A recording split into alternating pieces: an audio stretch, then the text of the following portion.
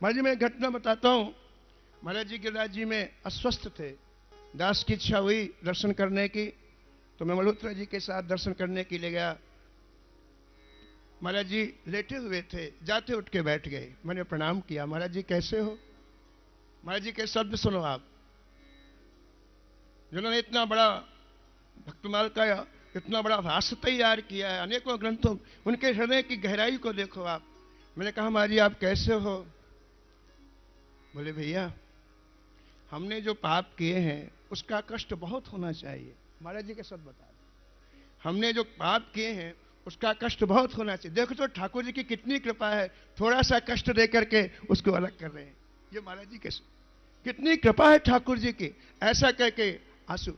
और इसका 1 मिनट विलंब नहीं हुआ, महाराज जी लालाचार्य जी की कथा सुनाई मुझे।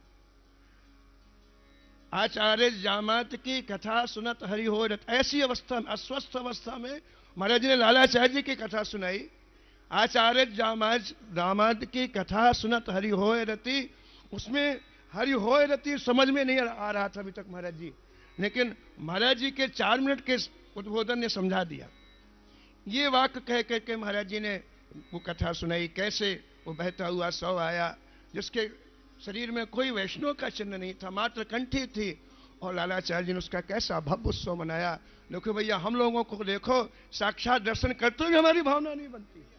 इसलिए महाराज जी के शब्द हैं जिनका इतना यानी इतनी गहराई होते हुए भी कैसे ठाकुर जी में ऐसी महाराज जी में दैन्यता थी, उसका वर्णन नहीं किया जा सकता। आशय अगाध इन भक्त को हरितोषण अतिशय कियो। ये आशय अगाध, हृदय की गहराई को इनके या तो ठाकुर समझ सकते हैं या उतनी गहराई में उतरा हुआ कोई व्यक्ति समझ सकता, कोई महापुरुष समझ सकता है।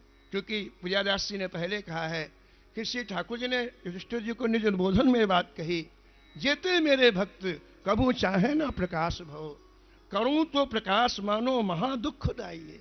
उस रहनी के पूज्य महाराज से एक दृश्य मुझे और आंखों के सामने आ रहा है। महाराज जी पूज्य श्री मथुरादास जी महाराज का शरीर पूरा हुआ और महाराज जी कुछ समय कमर झुक गई थी। महाराज जी गए, मैंने अपनी आंखों से दृश्य देखा और वहां जाकर के 5 मिनट तक ध्यानस्थ रहे महाराज जी। इसके बाद परिक्रमा लगाई श्री महाराज जी के उस पंचभौतिक शरीर के परिक्रमा 1 2 3 4 लगाई। इसके बाद महाराज जी 10 मिनट बैठ कर रोए, जैसे परमात्मी चला जाता है। मैंने अपनी आंखों से देखा, कितना कितना लगाव था संतों से, वर्णन नहीं किया जा सकता महाराज, कितना लगाव।